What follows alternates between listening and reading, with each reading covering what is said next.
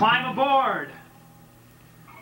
Chris straddled a cedar that had toppled into the pool at the bottom of the upper falls.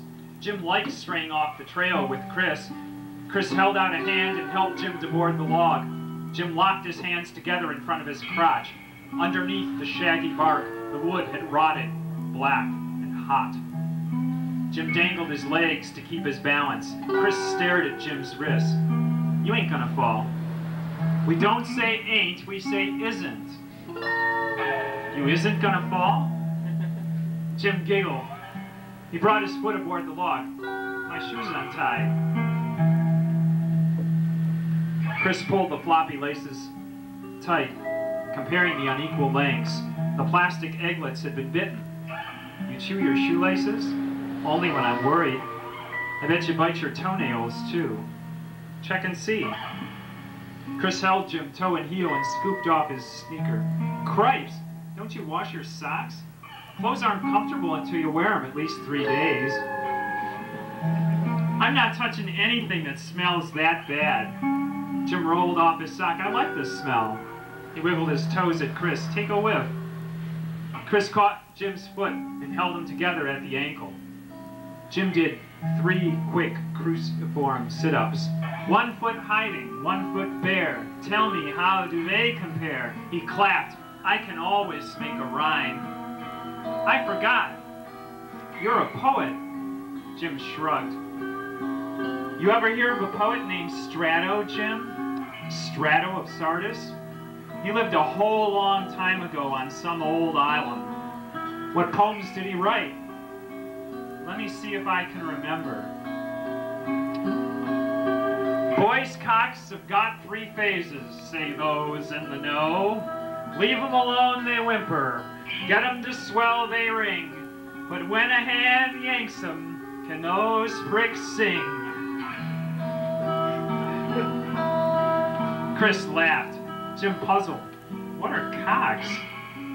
Chris laughed louder. You're funny, and you got funny feet. My second toe is just longer than my thumb. That's not a thumb.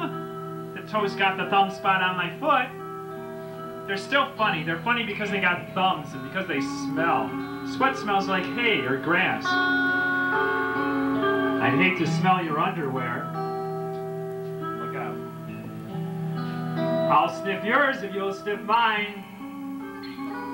Short arm inspection, huh? Huh? Chris crossed his legs around the log. He unclasped his blue jeans and unzipped, showing Jim the nap in his underwear. You go first. Chris bedeviled Jim. Your idea. Jim studied the twin blue stripes stitched into the waistband. Fruit of the Looms, huh? Chris lowered his jeans. Official. My mom buys only the best. I wear little kids' underwear, Jim said. What brand? Jim fumbled his own jeans open. I don't know. My mom buys them in the little kids' department. The red stripes give them away. Chris snookered Jim's briefs. Those are racing stripes. Jim giggled, tickled, embarrassed too. Nobody had ever touched Jim down there. It means you're always horny. Chris dug his hand as far as he could into Jim's jeans. Cripes, is your dick as big as your balls? Jim pumped his legs. Time for that sniff. He ducked in and brushed his lambent nose along a seam of those Fruit of the Looms. He inhaled and the boy inside got bigger. The boy's smell filled his mouth, poultry seasoning and cotton candy. Good, huh? Jim gasped. Pine and clover. You smell like the woods, maybe rain. Your turn. This'll be gross. A promise is a deal. Chris plied his open mouth against the front of Jim's underpants. He licked the inside of Jim's fly, found Jim's acorn near the waistband, and frogged Jim, his nose in Jim's belly button. He slurped and sat up. Piss and apples. Jim rollicked and protected his slobbered up underpants. French cooking. A good feeling banged between his hips. A biology experiment. Jim held Chris by his shoulders, and Chris coaxed him, pinching the tab of his zipper. You do smell good. Hey, you want to see me? Jim showed the even spaces between his white teeth when he smiled. Chris swaggered back and pulled down his underpants. Sparse, sandy brown hair sprinkled his tummy above his sleek young boner. You're jumping. You turned me on. That dick transfixed Jim. Showing Jim his boner made Christopher the first bold individual Jim had ever seen. Touch it. I better not. Don't you want to give it a long kiss? Maybe I'll come. You better not. Okay. I promise not to come in your mouth. Jim retreated. We better get back to camp. Huh? What about you? Me? Jim let one shiver escape. I got the chills. Jim lay awake all night for a reason he could feel, but he could not name, listening to the sound of Christopher sleeping in the bunk overhead. Jim snuck out at dawn, hopping across the yard that divided the bunkhouse from the counselor's office. Ashes circled the remains of the sing-along fire. Jim sprinted past the shower stalls. His bare feet left skeleton footprints in the wet sand. He stopped to catch his breath, his shadow trailing, long as the shadows of the pines. Morning advanced with a forward spy of fog. A crow called, suspicious of blonde boys. Jim skipped over a tree root and scampered jackrabbit into the woods. He made his way to the pool at the bottom of the upper falls.